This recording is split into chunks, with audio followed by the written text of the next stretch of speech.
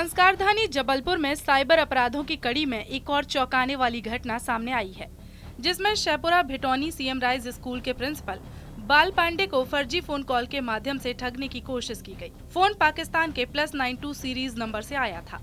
Collar ने खुद को पुलिस अधिकारी बताते हुए झूठा दावा किया कि प्रिंसिपल का बेटा रेप केस में गिरफ्तार हो गया है और उसे बचाने के लिए तुरंत जुर्माने की राशि जमा करानी होगी। प्रिंसिपल बाल पांडे ने समझदारी दिखाते हुए पहले अपने बेटे से संपर्क किया और ये पुष्टि की कि वो सुरक्षित है या नहीं। इसके बाद उन्होंने जालसाज को स्पष्ट रूप से बताया कि वो उनकी साजिश समझ गए हैं। फर्जी पुलिस अधिकारी ने फोन काट दिया और अपना नंबर स्विच ऑफ कर लिया।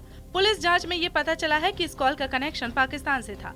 घटना के बाद पुलिस ने नागरिकों को सतर्क रहने की सलाह दी है। जो नवागत पुलिस अधीक्षक महोदय हैं, उन्होंने यहाँ पर एक साइबर सेल को पृथक से स्थापित किया है। उसका कारण ये था कि यहाँ पर साइबर फ्रॉड के जो है मामले बहुत ज़्यादा देखने में आ रहे थे और जबलपुर में हर तरह के साइबर फ्रॉड जो है वो देखने में आ रहे हैं। जैसे कि हमने देखा था कि कुछ दिनों पहले एक प्रोफेसर थी, उनके साथ एक घटना हुई कि उनको एक फ़ोन आया था जिसमें उन्हें बताया गया कि एक पार्सल आया है और पार्सल में ऐसी चीज़ें मिली हैं जो कि वो मनी लॉन्ड्रिंग से रिलेटेड है और आपके खिलाफ़ केस रजिस्टर्ड होगा।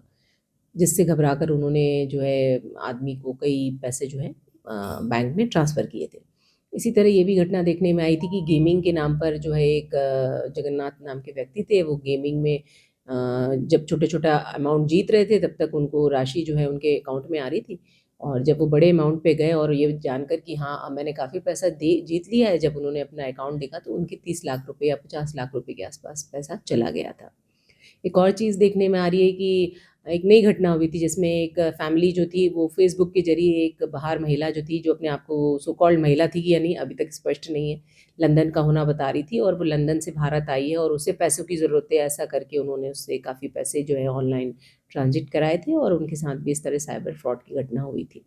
इसी तरह की घटनाएँ और भी जो हैं देखने में आ रही हैं, जिसको देखकर ये संभव प्रतीत होता है कि अब साइबर अवेयरनेस की बहुत ज़्यादा ज़रूरत है। पुलिस डिपार्टमेंट जो है वो भी इस पर एक्टिव हुआ है और हमारे यहाँ भी सभी जगह पर इस बारे में जो है अवेयरनेस के कार्यक्रम किए जा रहे हैं, जागरूकता संबंधी अलग-अलग मैसेजेस फॉरवर्ड किए जा रहे हैं। क्या मैम इसमें इस सारे मामलों में इस तरह की बातें निकल के आ रही है कि जो शिकार बन रहे हैं ज़्यादातर लोग पढ़े लिखे लोग हैं या जो प्रिंसिपल जैसे पद के लोग हैं वो कहीं न कहीं शिकार बन रहे हैं? जी, ये बिल्कुल आप ठीक कह रहे हैं कि पढ़े-लिखे लोग भी इसका शिकार बन रहे हैं और जो नहीं है इतने एजुकेटेड वो भी बन रहे हैं। इसका कारण जो है बेसिकली वो है लोगों को बेसिक नॉलेज नहीं है, ना साइबर के बारे में, ना जिस मोबाइल पर वो रह रहे हैं उसके बारे में, ना इंटरनेट की दुनिया के बारे में। तो ये अपेक्षित है कि जिस साइबर वर्ल्ड की हम बात कर रहे हैं उसके बारे में आम जनता को जानकारी हो।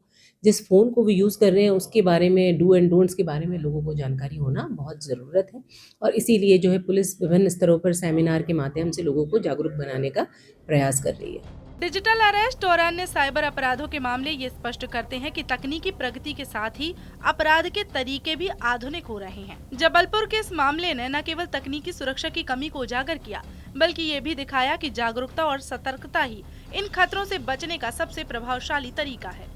पुलिस और प्रशासन ने नागरिकों से अपील की है कि वे किसी भी संदिग्ध गतिविधि को नजरअंदाज न करें और साइबर अपराध के खिलाफ आवाज उठाएं। साइबर सुरक्षा को अपनाकर और सतर्क रहकर ही इन अपराधों को रोका जा सकता है।